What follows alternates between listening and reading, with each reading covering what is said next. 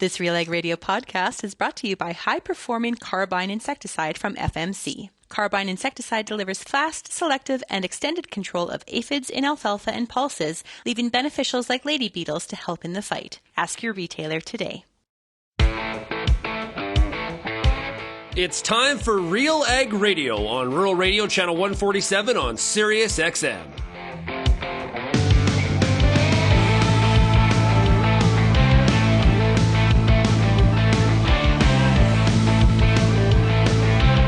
RealAg Radio and RealAgriculture.com is your home for insight and analysis of the issues that are impacting your farm business. Let's get real and get connected with RealAg Radio.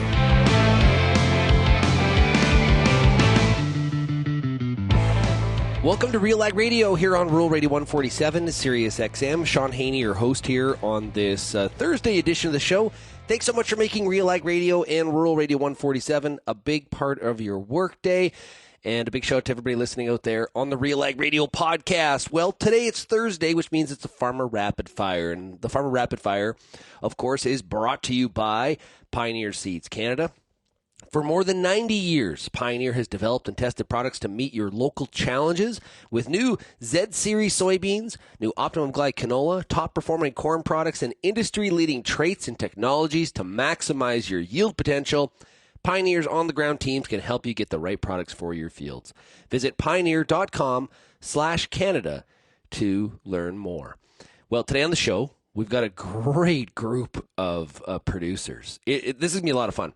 Looking forward to it. So we've got Kevin Buchner from Ontario, Jim Hale out of Saskatchewan, Landon Friesen is in Manitoba, John Guelly is in Alberta, and we'll also be talking to Marc Maisonneuve from Pioneer Seeds Canada, who is out in Eastern Canada.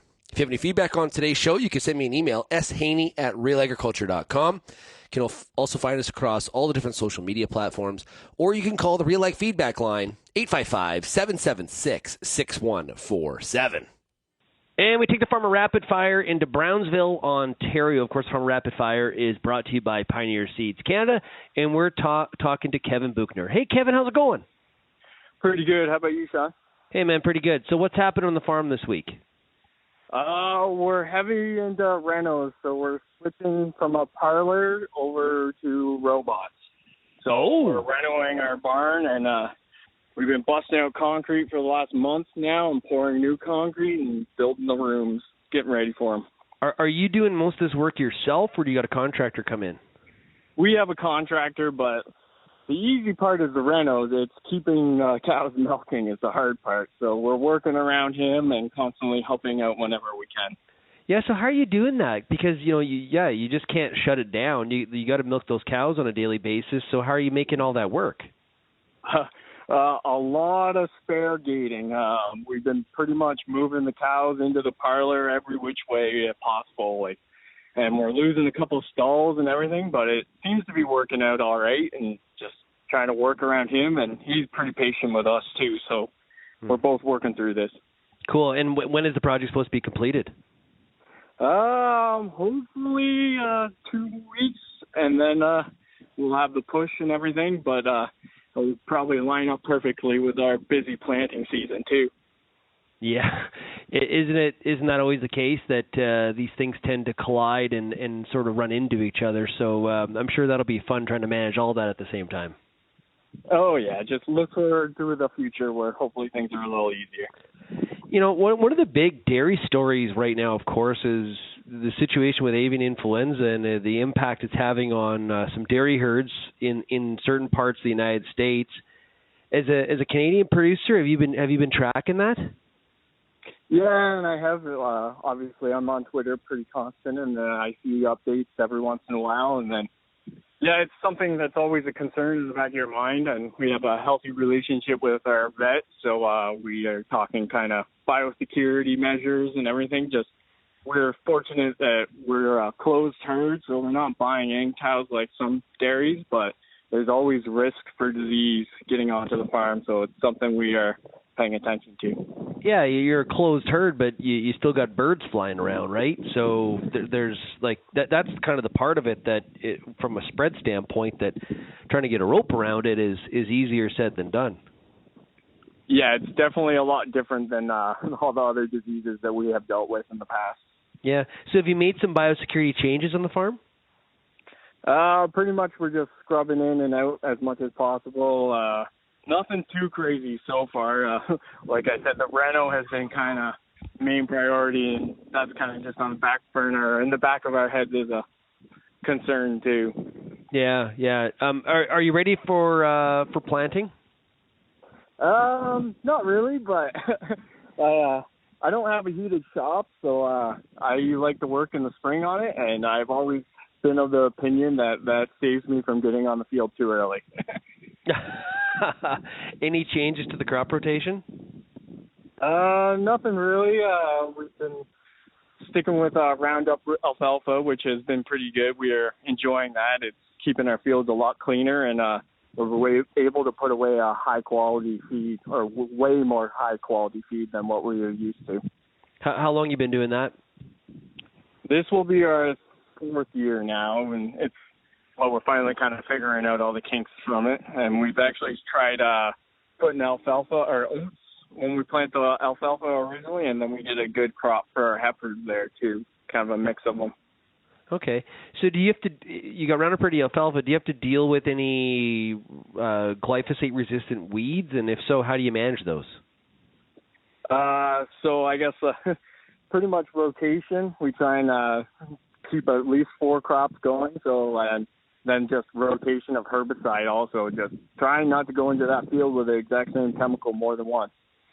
Yeah. You got to. So how do you keep track of all that stuff? I got a good agronomist that he's willing to tell me what I need to do and not do, and he watches our rotation pretty closely. Yeah. How long have you been working with that agronomist? Well, he married into the family about 15 years ago, so a while you're now. stuck with him. You're stuck with him. Yeah. Oh, good stuff. So, from a dairy perspective, what's the outlook right now for the dairy? I've heard a lot from dairy farmers that we've had on the rapid fire concerns about costs. Is that the best way to sum it up in constraint of margins? Yeah, pretty much everything was last couple of years everything was a little crazy with like inputs and everything. We are a little lower, but yes, cost is still a main concern. And yeah, like if you're buying in replacement animals, it's pricey. Like that beef industry affects those guys more than everyone else too. Yeah. No, there's no doubt about that. When you talk to some of the neighbors and you think about your own farm, are you feeling optimistic about the year ahead? Yeah, things are pretty good. We're in a healthy position. We haven't taken on a crazy amount of debt in the last couple of years, so we're not hurting too much with those higher interest rates. So that's something that always helps out. And yeah, we're milking our cows well, and they're returning the favor to us. Yeah. When profitability is a concern, the health of the balance sheet definitely shows itself in times like these. If coming into 2024, there was a huge expectation we would by now have seen maybe two rate cuts from the Bank of Canada and the Federal Reserve, and we haven't seen anything yet. And we had the Bank of Canada this week again pause. They have not moved rates since I believe last July. So if you don't have a lot of debt, you're not as worried about it as if you're highly levered. That rate dropping just a little bit is going to save you some costs. So the health of the balance sheet really, really important right now. Oh yeah, that's for sure. Yeah. Any new equipment this year besides those robots? No, the budget was blown on the robots. Coming back to that original topic. How did you choose which robot you're going with? So we toured a lot of barns, and like we were open to all 3 of the big robots, and just the cow flow and cow comfort kind of impressed us the most with the Lely. Oh, you're going with the Lely, okay. And so there's the milking of the cows, but there's also now all the data you're going to get back. You're going to have a lot more data to look at now that you've got that robot installed. Oh, yeah, that will change a lot of things. But we've always been pretty modern with our data here. We record everything we feed to them as it is already, and we get milk weights as it is already too. So we are aware of that. We have been part of DHI for a while, so we do get fat, protein, and everything else. But, yeah, the robot will definitely add on top of that and just help us make better decisions, hopefully. Well, Kevin, really appreciate you joining us here today on the Farmer Rapid Fire. All the best to you, getting those robots installed and getting the planter out in the field, and we'll talk to you a little bit later on, okay? Sounds good. Thanks for having me on, Sean. We'll be right back here on RealAg Radio, brought to you today by Pioneer Seeds Canada.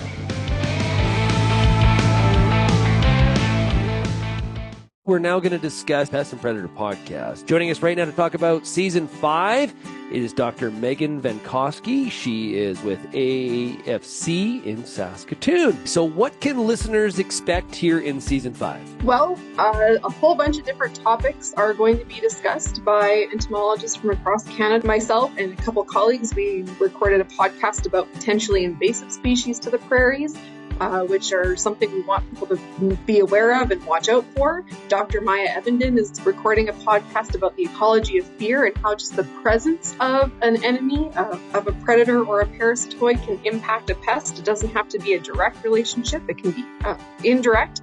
And of course, then we have other podcasts about some specific pests and their interactions with their predators and parasitoids. So the podcast series for 2024 is due to start airing March 18th, and then they'll be bi-weekly after that until the end of May. At Vaterstad, we aim to be the world's leading partner for outstanding emergence. We're doing that through innovative tillage, planting, and seeding equipment that's optimized for your field conditions and soil types. We also offer industry-leading capacities to help you get the job done in shorter windows of time. It's all designed to give your crop the best start possible so you can maximize yields. Vaterstad, we look forward to growing together.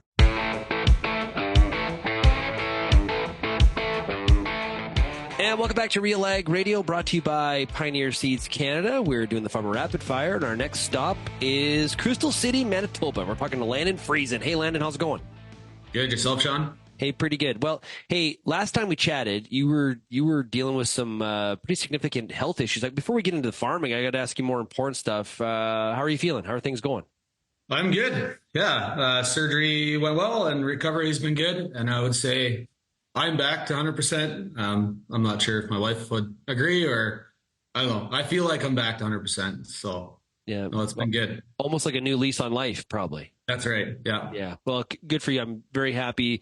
The fact that the surgery was successful and things are going well. So all in time to take on the 24 growing season. Are you optimistic about the year ahead, or how are you feeling about it? You know what? I am. I'm not too concerned, not too worried. Yeah, it's, I don't know. I'm at peace about it. I'm looking forward to it. We're excited. Get the crop in the ground. Curious to see how it shapes out, but that's doesn't have anything to do with us anyway, right? So yeah. How's the moisture? Yeah, how's the moisture situation? It's going to be dry. Like, we had no snow cover. There was no miles put on the sleds this year at all. It was almost no snow cover. It's bare out there now. The frost is just kind of coming out. There's some guys going to probably get started this week. Next week I see lows of -5 and stuff at night, and so I'm going to wait. It's still April 10th. I mean, we've got some time. Yeah. So for you, what's the ideal, like, if you're to mark it on the calendar, which week, like, would it be the end of April you typically try to get started for sure, or? It's normally the 20th when we get going. Okay. Typically it's the 20th, or somewhere in that week is when we normally get going. And what do you put in the ground first usually? It'll be peas or oats and then right into wheat. So. Did you up your oat acres this year? No, not really. We've got some. We got rid of sunflowers and replaced it with corn, so that'll go in fairly early as well. Well, you're not necessarily getting an earlier harvest there, but if you're going to leave sunflowers, why not go into get something really early. What was the reason for the switch? Sunflower market just in the toilet? It's just in the tank. There's guys jumping out of sunflowers so hard. There was a processing facility in, I think, North Dakota or South Dakota that closed that processed quite a few. So there was a big crop last year. I'm hearing bins full. So it's one of those crops that when the market's saturated, it's pretty saturated. It's like many of those smaller fringe crops, right? Flax would be one. Flax is another one, right? Canary seed can be like that, where nobody grows it, price spikes. Everybody, what kills high prices? Higher prices. So yeah. Any other changes in the crop rotation? No, it's all pretty much the same. Yeah. Any new equipment upgrades this year? We have a different drill for this spring. If and when it shows up, it's supposed to come at the end of the month, but that'll be new to us. A lot of our acres went no-till last year, and that's new for us. And so we have a hoe drill coming, hopefully by the 29th. Okay. We'll use our old drill until it comes, and then switch over. So. What was the thrust for the change in the zero till practice? We're currently using a disc drill. It's a high-speed disc, and we just wanted to slow things down, go to a hoe, just for a bit of trash clearance and be able to get into more no-till situations.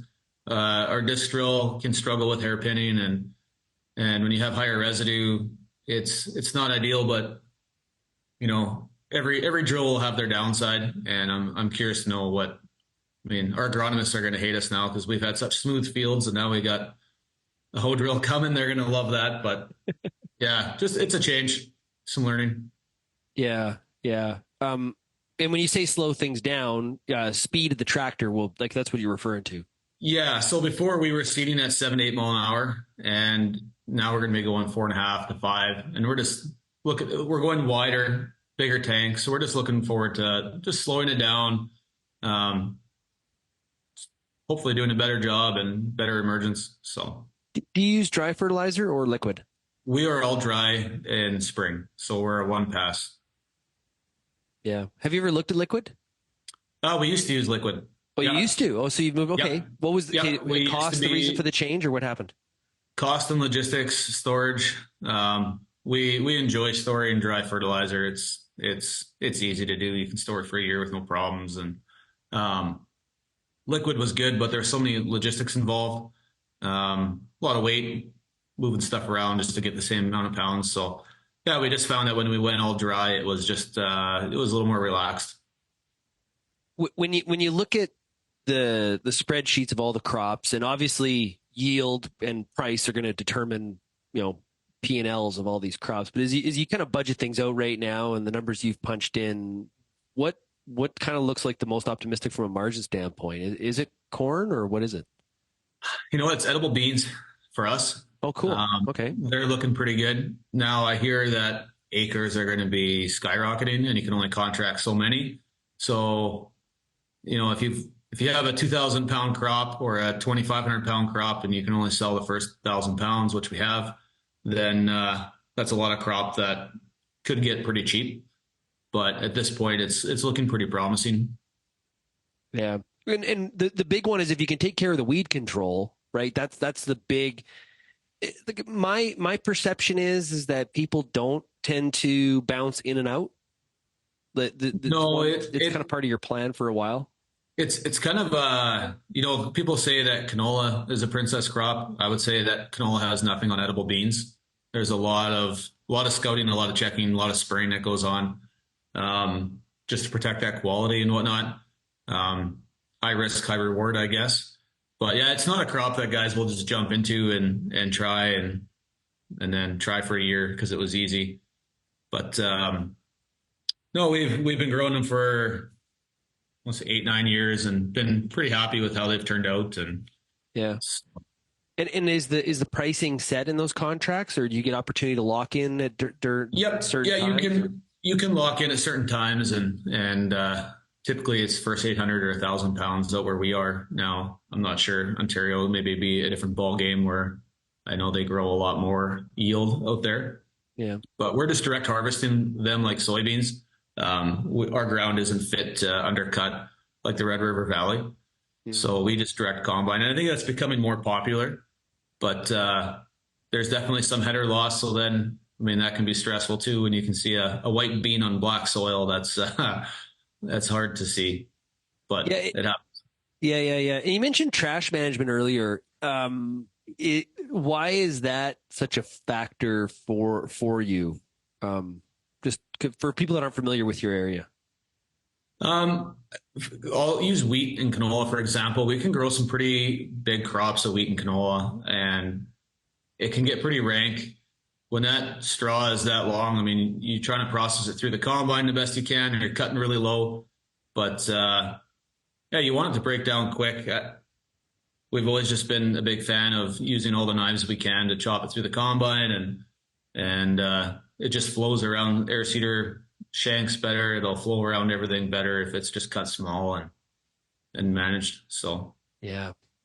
Well, and the trash management is like, it can, if you don't do it properly, it can really work against you, especially at an emergence time and trying to get the seed in the ground, like you had talked about from a hairpinning perspective. Yeah. Hey, to wrap up, market wise, how are you steering through that? Don't look. Yes. Yeah.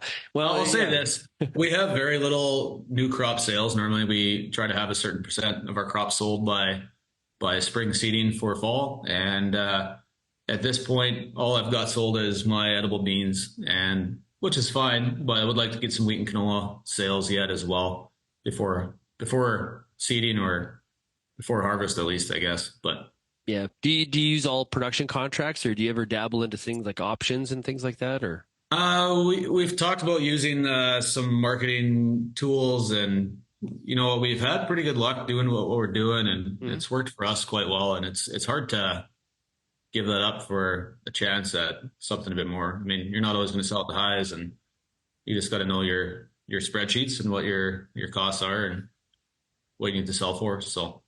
Key piece there, knowing your costs indeed. Well, hey, Landon, thanks for joining us, and I am so happy that health is doing well and you're ready to rip and take on the 2024 growing season. Hey, all the best to you, and we'll talk to you a little bit later on the growing season, okay? Thanks, Shaun.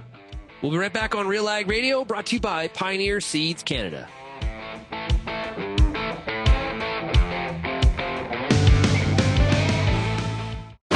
Through a growing storm of kochia, cleavers, chickweed, and more, there's a clear path.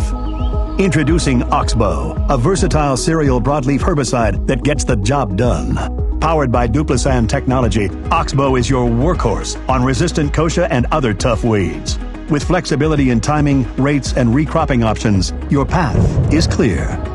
Find your way on the path of least resistance at newfarm.ca/Oxbow. Before you get back in the field this year, spend some time with the Corn School on RealAgriculture.com. Get all the information you need on hybrid selection, planting depth, crop inputs, and more from a wide range of industry experts.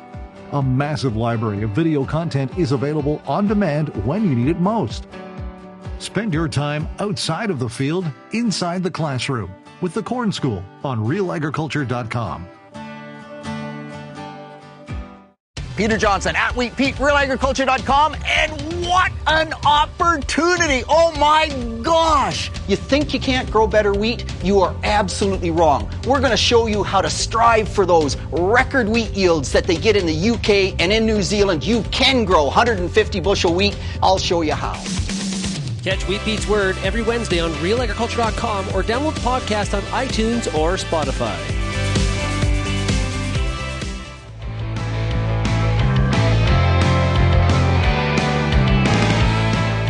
And we take the Farmer Rapid Fire, brought to you by Pioneer Seeds Canada, to Lancer, Saskatchewan. And we're talking to Jim Hale. Hey, Jim, how's it going? Good. Yeah? What's happened on the farm this week? You out there putting some seed in the ground? Too wet for that in spots yet. Guys are getting itchy, but not too bad. Not really a lot up for weeds, some small kochia starting.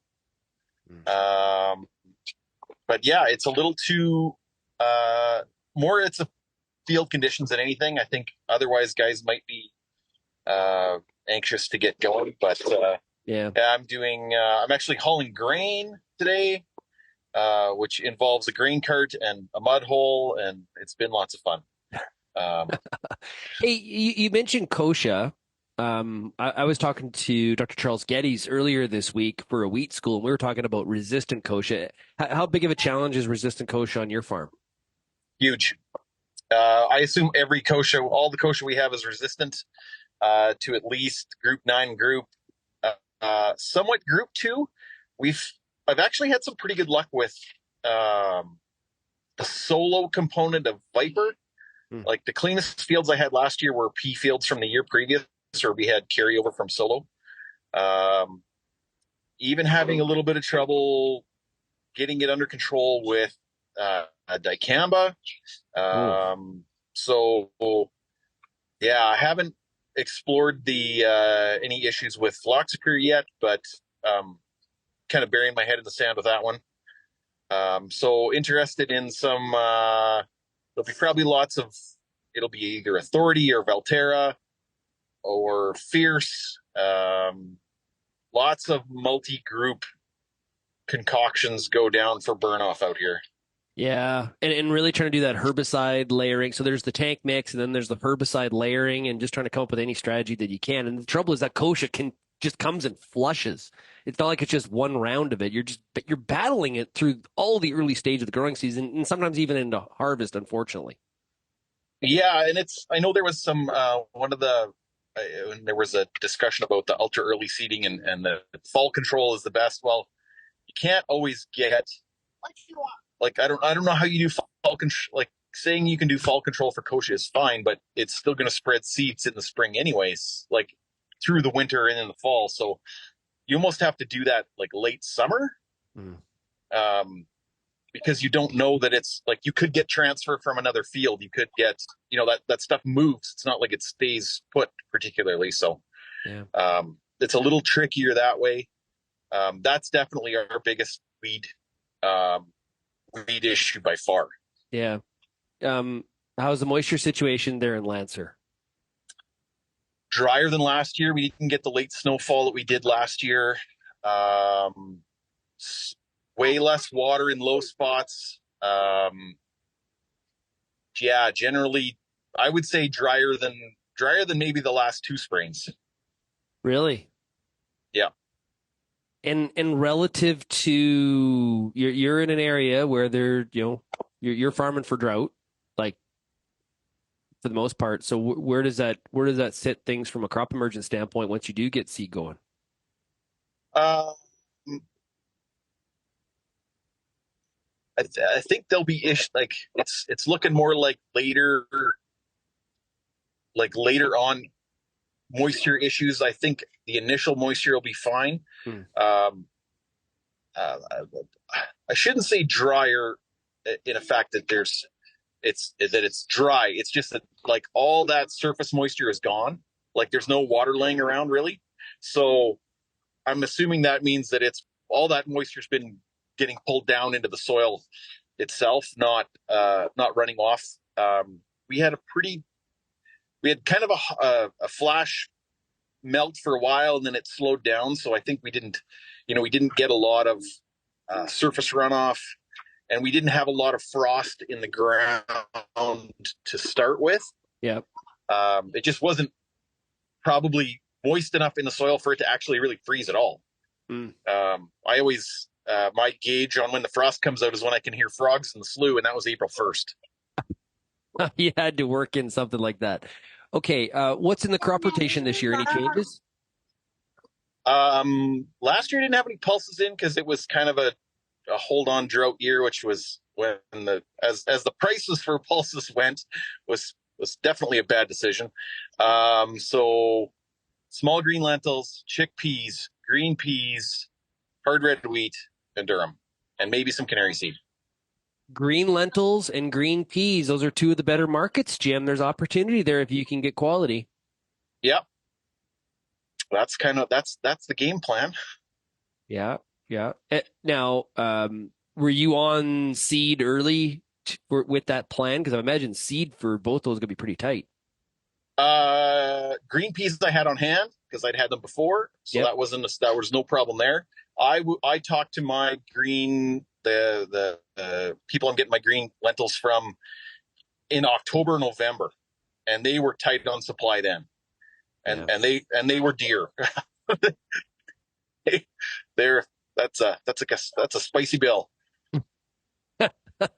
Like you're buying a used piece of machinery. I would imagine. So how are you feeling about the year ahead? Like one of the challenges that you have based on where you're farming, and if you're using production contracts, you're probably not super ambitious to lock in prices here right now until you see what you kind of have for a crop. Is that how you're looking at it? A little bit. I'm actually probably going to forward contract more this year if I can find the price I want. Yep. I'm a little more, not so much on pulses, but on cereals, because that's not necessarily a game that Western Canada plays in exclusively to themselves. So I'm aware of the world market, and there's a lot of price signals that are telling everybody to plant the same thing. So I foresee, probably prices not as high as we currently have for old crop. So I have a couple of numbers in mind for durum and wheat that I've told my buyers to look out for, and if something comes across their desk that I'm probably interested in, I'll probably do a production contract on chickpeas, and I have a production contract on the lentils already for some. Okay. That generally comes with an act of God clause at a bit of a price discount, but is pretty good insurance. So now I can hear it in the background. You got a co-pilot with you or something. What's going on in the cab? Yeah. There? What's happening? My daughter's with me. It's not a kindergarten day, and she's kind of aged out of daycare. Yeah. So I drug her out of the house. She was a little reluctant. I bribed her with Pringles and oranges. So. Which one is she tackling first, the Pringles or the oranges? Or they're both gone, but the Pringles were definitely the first to go. Are you that guy that has lunch eaten by like 9:30? Because I am. No, I can kind of push it off. When I do my off-farm winter gig, I'm usually working 12-hour shifts, and you got to pack a lunch, so you have to be a little bit mindful. You're usually out on site and you're not going anywhere for 12 hours. So you have to ration it. And so I've gotten pretty good at that. Okay. Well, you're more disciplined than I am. So is your daughter giving you, telling you what you should be doing and how you should be doing it? No, she's just giving me side eye because I think she's either hot or cold or bored. The tablet died on the way up in the tractor. So, okay. Now we have an emergency. Yes, tablet, I didn't bring a charger, and she didn't tell me it was low. So, this we'll see how this goes the rest of the day. So, to wrap up here, Jim, for 2024, how are you feeling about the year ahead? I'm a little more optimistic than say the last 2 years, for weather based on kind of this ENSO switch, and I don't know, 7 years. It hasn't really rained above average here in 7 years, so we're due anytime, I guess. Optimist game. Can't be an optimist in this game without, or you can't be a farmer without being somewhat of an optimist. Yeah, well, when you're farming in the triangle, it's a long game, Jim. Yeah. Just got to keep reminding yourself of that. Cool. Well, hey, Jim, thanks so much for joining us here today on the Farmer Rapid Fire. All the best to you this spring, and we will definitely check in with you when we get some crop out of the ground, okay? Sounds good. Okay, we'll be right back here on RealAg Radio, Rural Radio 147. It's the Farmer Rapid Fire brought to you by Pioneer Seeds Canada.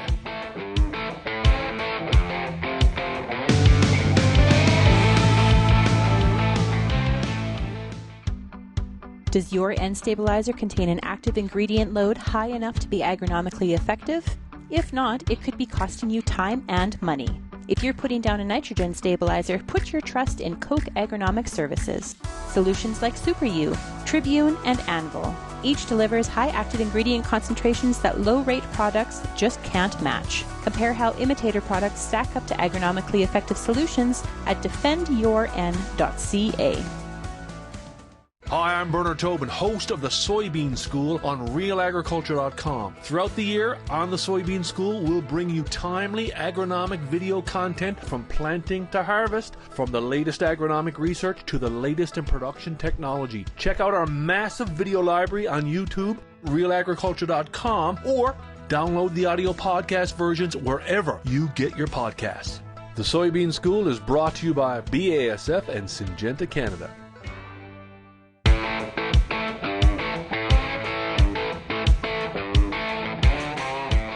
And we take the Farmer Rapid Fire, brought to you by Pioneer Seeds Canada, to Westlock, Alberta, just north of Edmonton. And we're talking to John Guelly. Hey, John, how's it going? Really good, Sean. Really good. Spring is here.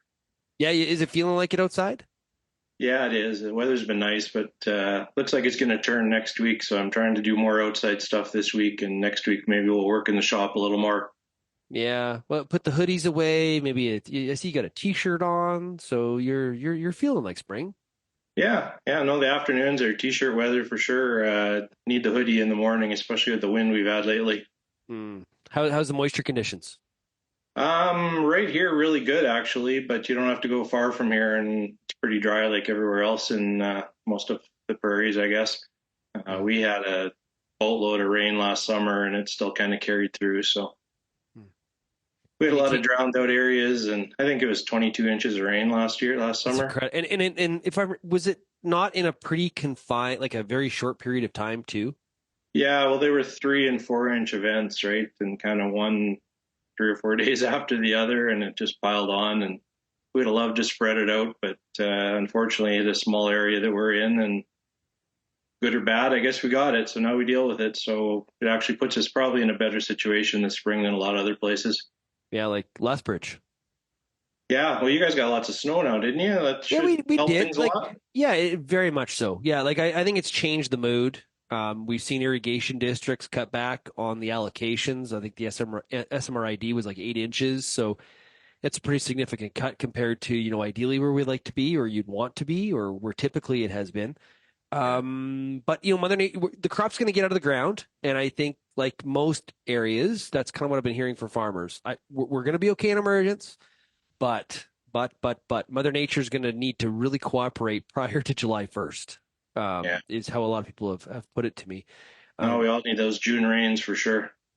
Yeah, it's critical, right? It comes down to that timing. Like that 22 inches you're talking about. When did you get it? We never had a drop until the 13th of June. We were getting really dry, and then it just started unloading between middle of June and kind of into the 1st of August. Yeah. So over a 6-week period, that's different than over the whole growing season, or all that comes in a week, right? That there's a big difference there. Oh, for sure. I mean, nobody wants to hear it, but we were fighting mud getting our malt barley off in August. It was crazy. I've never seen anything like it. It's hope that we never see it again, to be honest. But any changes to the crop rotation this year at all? No, pretty much the same thing. Canola, wheat, and malt barley, and see where it goes. I don't know. Wheat's bumping up again this morning, I see. Malt seems to be just offers are going down, but it's a long time till we pull it off the field. So hopefully things will improve by then. What are you more optimistic about, the 2024 growing season or the Edmonton Oilers playoff chances? Well, Oilers for sure, right? Because this is the year. Last year was the year too, but this is really the year. Okay. What is different about this year? I'm not arguing with you. But I'm just curious. What is different about this year than last year or the year before? More and more blind faith. We'll see what happens. That sounds like farming. Yeah, it's very similar. I live it at night at the rink, and I live it during the day out in the field. I don't know. We got another year experience under our belt, and I think we've got a more rounded team now. Last few years we haven't had much of a third and fourth line, so I'm I'm hoping. I guess it'll depend on goaltending too. Stu's been very strong all winter, but he was fairly good last year too. And when the playoffs came, he didn't fare so well. But he's got another year's experience, so we're hoping. Yeah, I really like Stuart Skinner. He was a really very, very good goalie for the Lethbridge Hurricanes I think he played as a 16-year-old. So yeah, he actually billeted with good friends of ours. Good. Yeah, I'm cheering for. That's as close as I get to cheering for the Oilers. I'm cheering for Stuart Skinner. I understand. I have the same thing the other way. So yeah. How about the Blue Jays? So I'm in the camp of sort of like you, optimist, like whatever. Like I enjoy the baseball, everybody. I find everybody wants to be so angry. And if you're going to be that angry about a sport or a pitching change from last fall, why are you even watching the games? It's supposed to bring you happiness and enjoyment, not as much anger as I'm hearing from some Blue Jay fans. I don't get that. Schneider sure got booed the other night when he made the pull. It was like reliving it over again, but that's tough when you got to start 10 games on the road, right? Yeah, it is. But remember, living like a major leaguer and being on the road is different than you or I going on the road. That's a pretty pampered Well, me, life. I don't know about you, but I think you're closer to them. Oh yeah, I don't think so. Sorry, John. I don't think so. Hey, any changes from equipment standpoint on the farm for this spring? No, I think we've invested enough money for a while. I think we're gonna ride it out here for a bit and see where things go. See what the Canadian dollar does. See where commodity prices go. See what the next generation has planned. Maybe let them spend some money instead of me. Yeah. It's I have.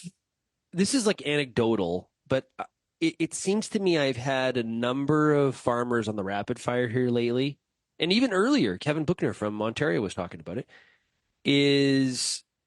I'm glad we don't have a lot of debt. We've tried to be managing our debt. We haven't tried to get out ahead of ourselves, and feeling good about that right now. Now all farms are not in that situation. That is that is for sure. But I've definitely heard farmers pointing that out as of late. Yeah, no, I think the dealerships are seeing it. Things aren't moving as fast as they used to, although they haven't had a lot to sell either. And I think they're starting to get more to sell, and maybe interest in buying is maybe not as high as it was. So maybe we're at a changing of the times. I don't know. I mean, they're talking about floor planning equipment now, and maybe things are turning around. We're going to go back to the way things were in the 80s and 90s, but I think that'll be a slow move. I know the prices certainly aren't going to be coming down. Yeah, and you've been farming for a while. Are you saying I'm old? No, I did not say that. Experience. Oh, okay. Experience, John. There's a difference. Wheat Pete, I say he's old. You're not old. Okay. You've seen a lot of ups and downs, right?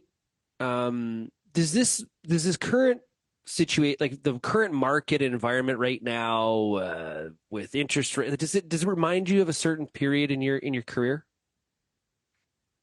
Well, certainly there's reminders of a lot of things. I mean, I'm not young enough to not remember the 80s and the high interest rates. Right. I remember Dad always talking about, I was around, but it didn't really pertain to me. It wasn't my money, but the 20% interest rates buying land, we're not there, but we're sure climbing that way. I don't know. I didn't hear what happened with Bank of Canada today. I hope it's held steady. Yeah, they didn't move rates. Okay. But, price of land is getting insane. I heard the other day a quarter here that has maybe 140 acres farmable for $1.4 million. Ooh. That's $10,000 an acre. I mean, we're not talking Westlock. Irrigated land. Yeah. Yeah. We got pretty good black dirt here. We're kind of at the northern tip of the corridor, but $10,000 an acre, that's just, I don't know how you pencil that. I guess it's better than money sitting in the bank if you had it there. But how do you pay for that? How does the next generation pay for that? I don't get it, but people keep buying it and price keeps going up. Yeah, that's right. If you had stayed out of the land market for the past 25 years because you thought land was too expensive, boy, did you ever miss out on a wealth building opportunity, right? Like that's the reality of it. No kidding. I'm sure every farmer out there wishes he would have bought more land years ago, but A, it wasn't available, and B, they didn't have the money to pay for it. So how are you going to buy something if you don't have the money for it, right? Yeah, true enough. That's pretty much business 101. John, thanks a lot for joining us here. Good luck this spring. I'm glad you got the moisture you need. Get that crop out of the ground, and we'll talk to you after emergence, okay? Sounds great. Thanks a lot, Shaun. And we'll be right back here on RealAg Radio. Right after this, we're doing the Farmer Rapid Fire, brought to you by Pioneer Seeds Canada.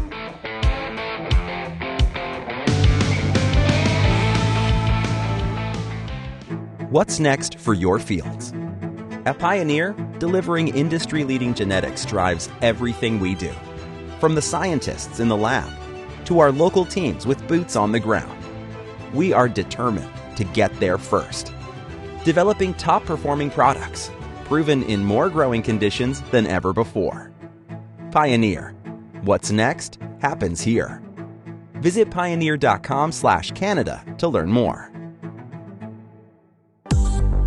I'm Lindsay Smith from RealAgriculture.com. Join me Monday nights for The Agronomist, a 1-hour live and interactive show broadcast across YouTube, Facebook, and X. Monday nights at 8 p.m. Eastern, I host expert agronomists from all over the country to give you answers to some of the toughest agronomic questions.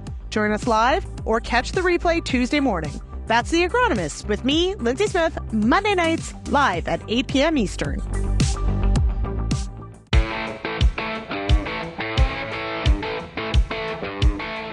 And we're going to finish up the Farmer Rapid Fire out in Eastern Canada. We're talking to Marc Maisonneuve. He is in the Ottawa area. He's the territory manager, area agronomist in Eastern Canada. Hey, Marc, how's it going?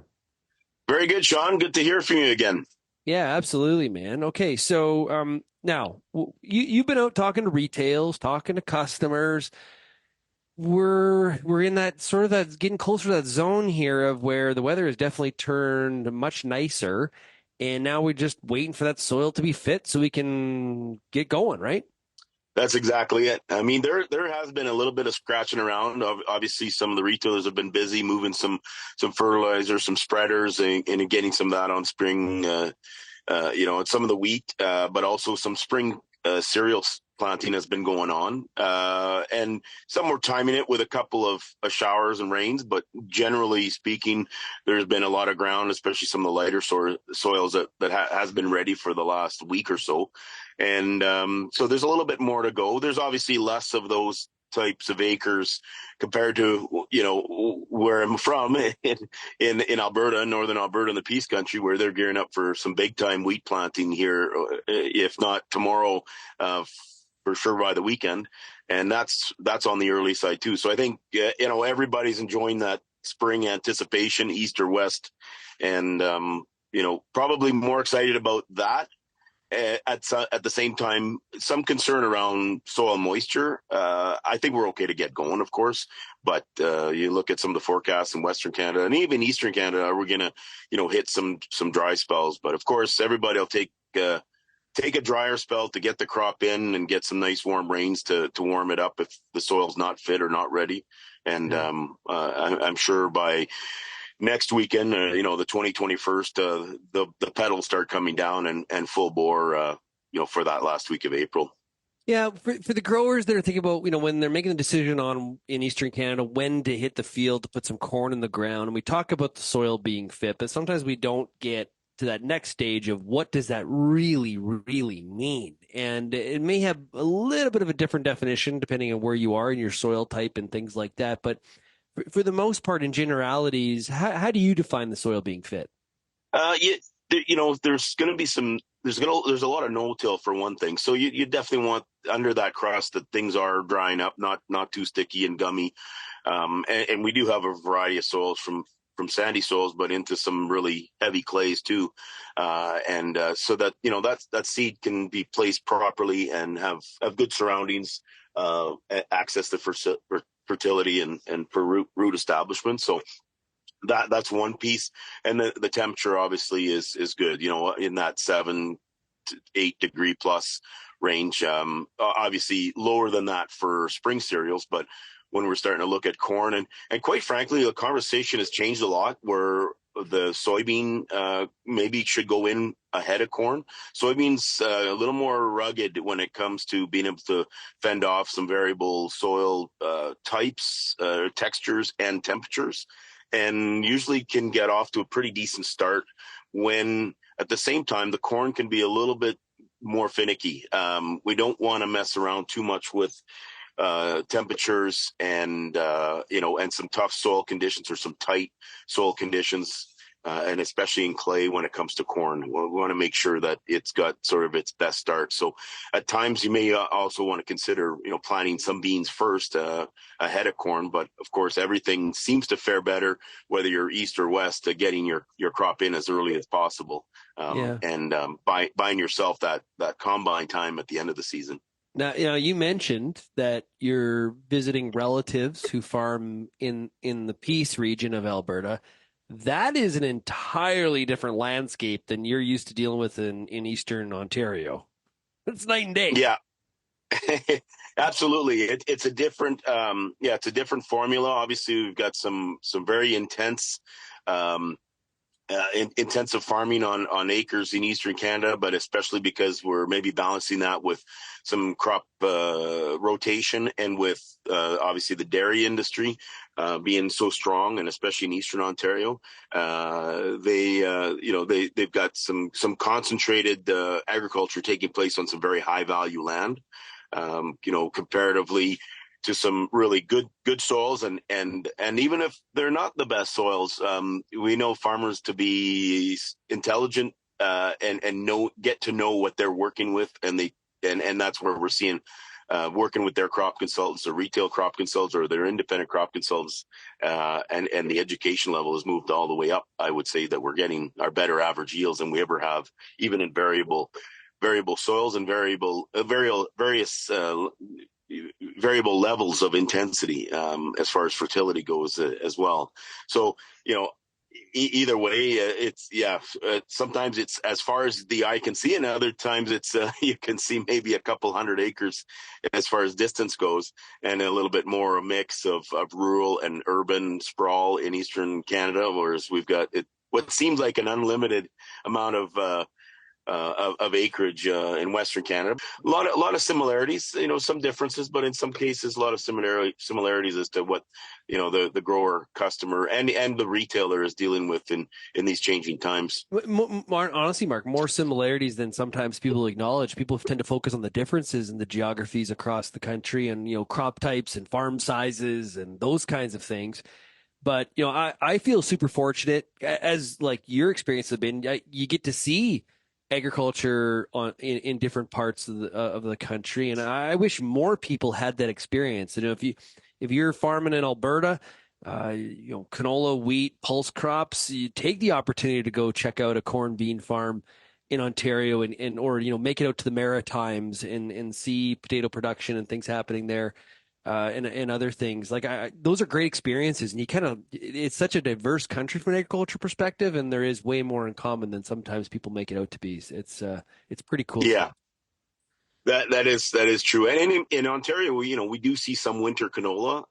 In the on the prairies, we're seeing some corn acres too. So there are things that we haven't seen as much. You look back even 10 years ago. So we're converging on each other. We're converging on each other. Well, Mark, hey, thanks so much for joining us here today on the Farmer Rapid Fire. Much appreciated, and I really want to wish everybody a really great, safe spring. Thank you. Absolutely. Well put. Of course, the Farmer Rapid Fire is brought to you by Pioneer Seeds Canada. Make sure you go to pioneer.com/Canada to find out more. And of course, to all of our American listeners, just go to pioneer.com. Okay. If you have any feedback on today's show, send me an email, shaney@realagriculture.com. Thanks so much, everybody, for getting real and getting connected with RealAg Radio. And we will chat again tomorrow. Cheers, everybody. Thank you for downloading this RealAg Radio podcast, brought to you by high-performing carbine insecticide from FMC. Carbine insecticide hits aphids hard with effective, selective, extended control. It also has activity on lygus and tarnished plant bugs. Ask your retailer today.